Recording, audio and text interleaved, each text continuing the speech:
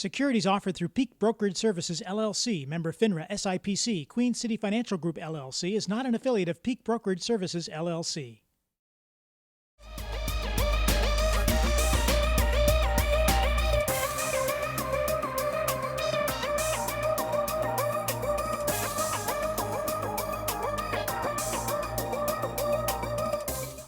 Do you have questions about wills, estates, and trusts? What will happen to you and your family if you don't properly plan for an orderly succession, or wind up with nothing if major medical or nursing home expenses are needed? These are just some of the questions we will get the answers to when Queen City financial expert Charles Sperrazza welcomes attorney Thomas Cannavo as we try and piece together your financial puzzle on the Queen City Financial Show. Joining Charles Sperrazza on the program is Thomas Cannavo. This Western New York native was educated at St. Joe's, Canisius, UB, and in London. This attorney has been offering important financial advice for over 25 years. Attorney Thomas Cannavo joins host Charles Sperrazza right now.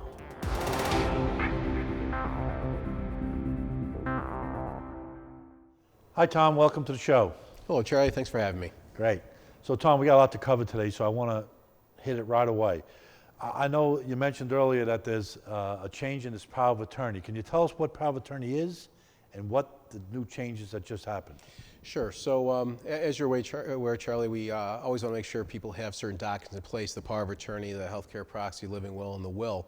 The state of New York started the process of changing the power of attorney July of last year. 11 months later, it's the middle of June of 2021, and now we have a new power of attorney. They said that it was supposed to make it a little easier. It's still the same 7 pages long, and they've added some wrinkles to it. So you want to make sure that you understand what's in that new power of attorney. One of the things that the state wanted to make a little easier was to allow somebody who has that power of attorney to transfer assets in larger dollar numbers if you're looking at trying to protect your assets from a nursing home spend down or creditors or things of that nature. So that new power of attorney form is pretty substantial, and it just went live in the middle of June. So what actually does the power of attorney do for the person? I mean, it's somebody else that's in control, right? Right. So there are a couple different powers of attorney, if you will. There's a durable power of attorney and a general power of attorney. You want to make sure that you have a durable power of attorney in place, because what a durable power of attorney will allow, and there's very specific language that makes it durable, a durable power of attorney will allow somebody to act on your behalf in a legal and financial capacity. If you're, just for convenience, say you go away, you're going to go away for a couple of months and you want somebody to mind the store while you're gone, somebody with a power of attorney could do that for you. But more importantly, if you are incapacitated in some way, you have named somebody, either a spouse or an adult child or some other trusted friend or family member, who can essentially run your household if something happens to you. You're in an accident and you're in a coma, or you're in the hospital and you don't know which end is up, and that's the case for a few months. Somebody can make sure the gas bill is paid, take care of your checking account, file the taxes, deal with the medical billing, take care of all of those things if you're incapacitated. If I'm incapacitated, can they just do that on their own? If, let's say, I'm okay, but you have power of attorney, can you sell my house? Yeah, so you decide, well, sell your house. It depends. So if you draft the power of attorney that allows what they call major gifting rights, so in other words, they can give away all your stuff, then yeah, your agent could, you go to Florida for a couple weeks and come back and it was in my living room, right? Because somebody sold the house on you. So you want to make sure that when you're drafting that document that it's prepared properly, but beyond that, you want to make sure that you have somebody that you can trust that will always have your best interest in mind, because that person, that what we call the agent, has to act in a fiduciary capacity.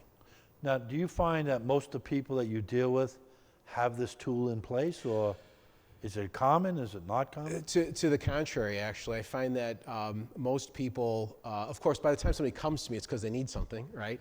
But generally speaking, I think if you were to just do a survey of the people in Western New York in general, or even across the state, you would find that most people do not have a power of attorney in place, or your will or healthcare proxy for that matter.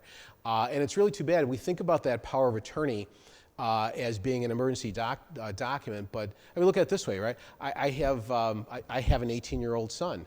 I also have a 17-year-old son. And we think that as parents, we have some inherent rights to handle our children's matters.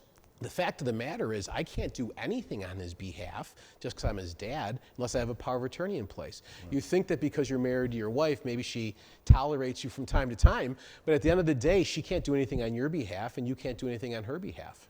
So this is more of lack of knowing what they should or shouldn't have. Correct. Basically is what you're saying. Correct. So I can tell you in my own personal experience, the cobbler's kids had no shoes.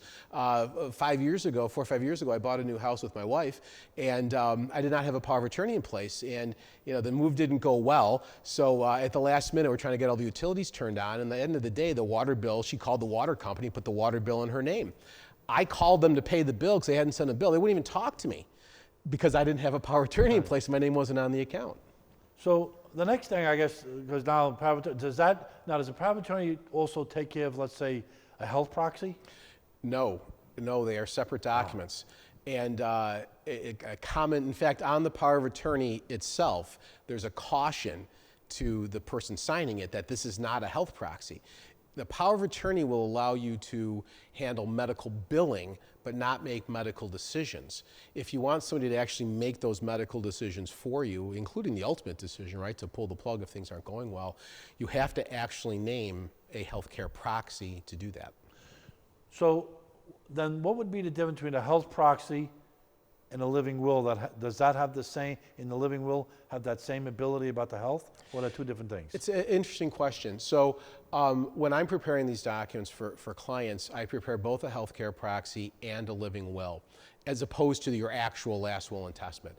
So what the living will essentially is it's guidance for the proxy. So in the proxy, you are naming the person who has the legal authority to make healthcare decisions for you. And they're supposed to make healthcare decisions based on what they understand you would do if you were able to make those decisions yourself. What the living will does is it provides some guidance for your proxy in making those decisions. For instance, the living will might say that if in the future you sustain substantial and irreversible loss of mental capacity, so the mind is gone and it's not coming back, and you're being kept alive artificially, or you got some, pick your cancer that's going to kill you soon anyway, so the mind is gone and the body is broken or failing, the living will just reminds and provides some guidance to the proxy that says, hey, look, I gave you the authority with the proxy, and by the way, when you're making that decision, this is what I'd really like you to do. Okay, so just make sure I'm clear, or the viewers are clear, the proxy generally cannot be contested as a will can be contested, right? Charlie, as you are probably aware, everything in life can be contested. The question isn't whether it can be contested, it's whether contesting it would succeed, right? Okay. So when you think about it, why would you want to have a healthcare proxy in place? You get to a certain age and everybody remembers Terry Schiavo. Remember Terry Schiavo from 20-something years ago? She was a young woman with a husband who had a heart attack, I believe it was, and was mentally incapacitated, basically in a coma, for 10 years and being kept alive artificially. She never had a proxy in place. So her husband said, my wife would never want to go on like this. I want to let her go. And the parents said, over my dead body, will you pull the plug on our daughter? So 10 years in court, contesting who had the authority to do it. All she needed was a healthcare proxy naming the husband. That's my point I was trying to make. So where that health proxy, it most likely will fail in the courts if you try to challenge it.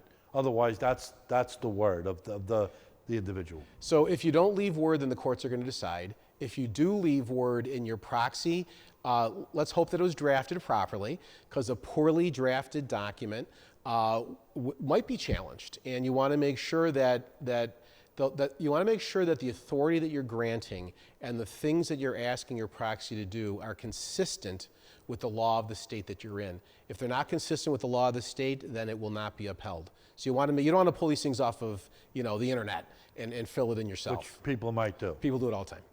Okay, that said, let's go to wills for a minute. Sure. So my will says to me, or says to whomever, these are my wishes at my death. Yes.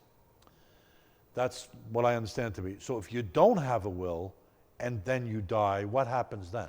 So That's a really great question, and this is something that I'd say most people don't understand. Let me start by telling you what a will actually is and what it does and what it's not.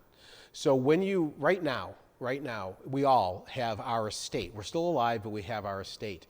Some things that we have in our estate are part of what's called your probate estate, and other things are part of what's called your non-probate estate. Essentially, anything that isn't set up properly with joint ownership, beneficiary designations, transfer on death, pay on death, the way that the contract, the account, or the asset is structured, anything that's not structured to pass automatically on your death goes through what's called your probate estate. What the will does is it tells your executor, first of all, you get to name your executor. So you pick the person that's going to basically unwind you and distribute you to your heirs. You pick the executor, and the will tells your executor, this is what I want you to do with my stuff. If you don't leave instructions in the will, then anybody who has an interest in your estate can apply to be what's called the administrator, and they can fight about it. You get to have 2-3 people that want to administer your estate. And then, this is the important thing, if you don't leave instructions in your will where your stuff is going to go, the state of New York has a list of where your stuff is going to go, and for most people, that list is not where they would have wanted it to go. And so without a will, there's a word, it's intestate? Intestate. So then the state decides where your belongings go? Correct. You assume that if you die, you have a spouse, that all of your stuff will go to your spouse. That's not true. If you don't have a will in place, your wife gets approximately half of your estate, and your children, no matter how old they are, your children are going to divide up that other half, give or take. It's approximately half. Nobody in their right mind would do that, especially if you have young children, or if you don't have any children. And then the state sets up where it's going to go. So if you die without a will and you got a spouse and kids, it gets divided between them. You die without a will with a spouse and no kids, it goes to your spouse. You don't have a spouse, it goes to your parents. Your parents might be 92 years old. Then it goes out to your siblings and out to nieces and nephews. It doesn't go to any of your charities. So once again, in the practice you're in, do you come across people, no wills? All the time. All the time. Oh, either no wills at all, and then when I explain to people, you know that I lecture a lot on this topic. When I explain to people what happens when you don't have a will, everybody's shocked, right? So if you don't have a will, you need one. Or if your will is so old that it names guardians for your kids that have kids now, you might want to take a look at it because things have clearly changed. So what you're saying is you either go get one, or if you have one, at least get it updated or have somebody look at it. Yeah, regularly. When certain milestones happen, like when your kids start having kids, you want to take a look at your will. Like we've all, unfortunately, sadly, life is what it is, and sometimes we might lose a child, right, or a grandchild, or our spouse. When things like that happen, you want to make sure that your will makes sure that your assets are going to go where they want it to go. And if your deceased child has children, you might want to make provisions in there as well. So you really want to have that looked at by somebody that knows what they're doing. So we talked about power of attorney, health proxy, and wills. Are they somehow tied together, or should they be tied together, or will it be all different people handle all different? So it's a great topic that you raise, and I know that you've experienced this in your practice individually. We find as we go through life, as professional advisors in various capacities, that a client might have accountant that they really like, or the lawyer that did their real estate closing, and the other guy that took care of their wills, and the guy that takes care of their insurance, and the guy that's doing their investments. And what we find is that most of those people don't talk to each other. And while they may be very good at that one little slice of things, no one's really looking at the whole picture. So when you're talking about everything from the power of attorney to file your tax return if you're incapacitated while you're still alive, to how you're going to have your assets divided up after you pass, to who's going to make those medical decisions for you and those financial decisions for you, it makes sense to have all of those documents not only integrated, but prepared by the same individual so that nothing falls through the cracks. I would also suggest that you have those documents prepared in conjunction with some of those other professionals, your insurance professional, your advisory professional, to make sure that not just what's in the will, but the beneficiaries, the transfer on death, the pay on death, the things that actually control those assets, make sure it's all coordinated. The last thing you want is for something not to be accounted for, because once you pass away, it's too late. We're going to go to a break and come right back. This is pretty interesting stuff. Our conversation is going to continue, but first, we want you to write down this information so you can connect with the Queen City Financial Group, 305 Spindrift Drive in Williamsville. You can give Charlie a call at 1-800-499-PLAN. That's 7526. And review the services offered on the website, queencityfg.com. We'll be back, and they're going to continue their conversation right after this. Charles Sperrazza is a financial professional from Queen City Financial Group on the services they provide. The mission here is to put everything under one roof so that we can help people in lots of different areas, whether it's saving money or whether it's going to be a financial plan, or whether it's insurance, Medicare, parts A, B, C, and D. It's all under one roof. It always depends on their financial circumstance. Call Charles at the Queen City Financial Group, 1-800-499-PLAN.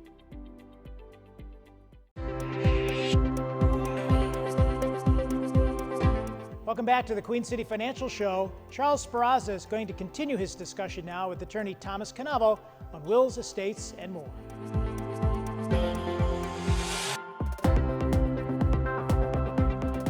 Hey, welcome back to part two.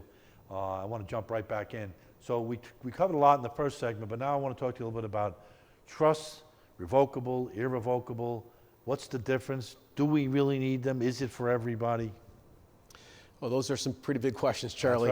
That's Trusts can actually be pretty complicated, and for some people, it's a necessity. But for most people, it's like swatting at a fly with a baseball bat. I would say the overwhelming majority of households, families do not need trusts. So trusts in general break out into two larger categories: revocable and irrevocable. And essentially what the difference is that a revocable trust, you put assets into trust for whatever reason. You want to protect the asset from a spendthrift kid, or you're concerned about taxes or how things are going to pass. A revocable trust, whatever you put into the trust, you can pull back out of the trust. So you maintain control of it. An irrevocable trust is something that once you put the assets, title the assets in the name of the trust, you gave it away. The trust owns it now, and you do not retain any right to take it back out again. So use your house as an example. If you put your house into a revocable trust and you decide you want to take it back, sell it, and move, you just title it back in your own name, sell it, and move. If you put it in an irrevocable trust, once the trust owns your house, the trustee decides what happens with that house. You have no legal right just to say, hey, look, I want to move, I want to downsize, I want to go to Florida, whatever. You don't have the right to do that. So those two categories, revocable versus irrevocable, it's a big deal. There's a big distinction between the two. So would you say then higher net worth people would use that vehicle, or they really don't need it either? You know, it really depends on what you're trying to accomplish. So we can do a trust for, say somebody has special needs, right? They're for whatever reason, they're quasi-independent, but they're getting social services, and you don't want to jeopardize those services. You would create what's called a supplemental needs or a special needs trust for that individual, either while you're alive or within your will, and it can be funded with $50,000. You could have a child, and in your will, if they get $100,000, they'll blow it, and you can put that into a trust that's going to pay them when they're 52 years old, right? So it doesn't have to be a lot of money. People who do have substantially greater assets use trusts for all sorts of reasons because of estate tax planning purposes, and trusts are private. So when we talked earlier about the probate process of probating a will is a public process. Your will is on display for anybody that wants to look it up. A trust is not. It's a private document. So if you have assets that you don't want anybody to know about beyond the people that are receiving them, then you can title them in the name of the trust, and the trustee and the attorney will pass those assets according to your wishes privately without court intervention or any sort of public proceeding. So there's all sorts of reasons to have a trust. And of course, the big one that most people think about is Medicaid, right? If you end up in a nursing home, how do we protect those assets? Let's just talk a little bit about that, because the cost of nursing homes is going through the roof. So there are time frames, obviously, when if you're going to put something in a trust. How long does it need to be in there so Medicaid will not come after it? So it's a common misperception that the nursing home or the state takes your assets. They don't take your assets. As you're aware, nursing homes are private institutions, right? So what they do is they say it's going to cost $12,000 a month to come and stay in our nursing home. What they do is they look back 5 years. If you apply for Medicaid and say, I don't have any money, can Medicaid pick up the tab for the nursing home? They look back 5 years. They do a forensic audit of your finances. And if you had any assets in your name going back 5 years and you got rid of them, say you had a house worth $120,000, you gave it away, right? They're going to say, well, geez, 120 grand, where is it? I gave it away. And say, okay, that's nice. I hope they're enjoying the house. But it's $12,000 a month at this nursing home. 120 grand would have bought you 10 months here, so you'll get Medicaid in month 11. Like, oh, how am I going to pay for this in the meantime? I don't know. Try to go get the house back, right? So you want to try to avoid what's that 5-year look back period. So if you're going to start moving assets out of your name with the hope of qualifying for Medicaid if you enter a nursing home, remember that there is that 5-year look. You can't wait until the doctor says, hey, look at, one more fall and you're going to a nursing home. Well, at that point, I don't want to say it's getting too late. Oftentimes there's something that can be done, but the time to start addressing this is while you still have your faculties, right? While you still have control of your assets and while you have time before you need to do it. So, again, this is going to come back to planning. This is all part of the, let's call it the estate plan. Can't just be bits and pieces. You've got to do it all or nothing, because if you don't complete what you're saying in a timely fashion, then you leave that door open to blow up the estate. Indeed. And so here's the thing. We always talk about what does it cost to do estate planning. It should cost hundreds of dollars, not thousands of dollars for most people. It costs about hundreds of dollars. The thing is, if you wait too long and now we're doing emergency planning, now you're paying a big bill and you may not be able to accomplish what you want to accomplish. So we'll use nursing home as an example, right? If you start looking earlier as to how you want your estate to play out and you take care of that. You take care of your will so that you make sure things go where they have to go. You take care of your beneficiary designation so it goes where it wants to go. You take care of having a power of attorney done so that somebody can act on your behalf if things start to slip a little bit. You deal with your insurance professional to make sure that if it's possible you've got life insurance in place and or long-term care riders that would pay for a nursing home for some period of time while your family's getting the assets out of your name. The point is, all these things can be individually, each little piece is complicated in and of itself. Putting it all together comprehensively, you really want to work with somebody that knows what they're talking about across the board in a comprehensive manner, and you want to do it sooner rather than later. So do you find that if you're connecting yourself with, we're going to just use the insurance professional, the investment advisor, all these people, I mean, do you generally try to work with the client so that everybody's in the loop? Absolutely. So if you do an estate plan, the client or the attorney representing the client does an estate plan that assumes that there is an insurance policy in place for long-term care, for instance, that may not be actually in place or is going to lapse before the people lapse, then you're not covered. So the attorney that's preparing this plan for you, your estate plan, should know what those things are. If you have investment accounts and you have, some of them are, as you know, qualified accounts that are taxed a certain way versus non-qualified accounts that are taxed a different way, and you're leaving those different accounts to different people, you might think that you're leaving something, I'm dividing my assets equally, but one beneficiary might face a huge tax burden, and the other one might get the full value of what you're leaving them, and you never intended that, and you'll never know it because you've passed away. So you want to make sure that to the extent that it's possible, you want to get out ahead of it as early as you can, get a plan in place, and coordinate with somebody that knows what they're talking about, an insurance professional, investment professional, a legal professional. And here's the thing, it's never too soon to start talking about these issues, but it can be too late. Worst case scenario, if it's not that there's too soon, but if you start talking about things too soon, you say, well, we're not ready for that just yet. But we know in 2 years we're going to need to do it. Let's put it on the calendar for 2 years from now. And if you put something in place, and there's an emergency, you got something in place. If things change as time goes by, well, now you're changing something already in place, not starting from scratch in an emergency situation. Right. So again, I guess for any age or for the viewers, everybody should have a plan right now, no matter how old you are, because you don't know when you're going to get run over by the bus, do you? Charlie, how many times have we seen somebody taken from us far too soon? I did an estate plan several years ago for just a wonderful couple with a couple of adult children, and the husband, his health was very poor. He was on oxygen, right? Carried around the oxygen tank. Wife healthy as a horse. Everybody assumed that he was going to pass away first. We prepared a plan that would help either one of them if one of them died first. Sure enough, she had a heart attack, died unexpectedly, but everything was in place.